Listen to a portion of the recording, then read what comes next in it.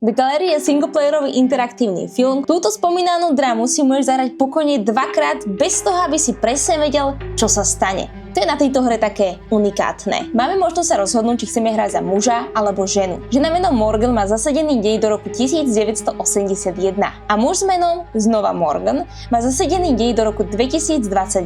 Celý príbeh oboch svetov ako dej napovedá sa odohráva v galérii. Obe možnosti hry majú pomalý začiatok, v ktorom sa postupne dostávaš do deja. Najprv ťa štandardne hrajú či ovládajú a vysvetľuje ti možnosti volieb, pomaly a zdanlivo nevinne. No neskôr sa dej začne zhustievať a možnosti volieb sú niečo zvláštnejšie a stresujúcejšie. Hra stojí na Steame necelých 15 € a ponúka ti približne 4 hodiny gameplayu. A toto je celkom nezvyčajné. Cena, lomitko, čas hrania. Tým, že my sme hrali celkom dosť interaktívnych filmov, tak toto je za mňa asi ten najlepší, ktorý sme hrali, takže určite odporúčam. Ak si fanúšik filmov, chod do toho.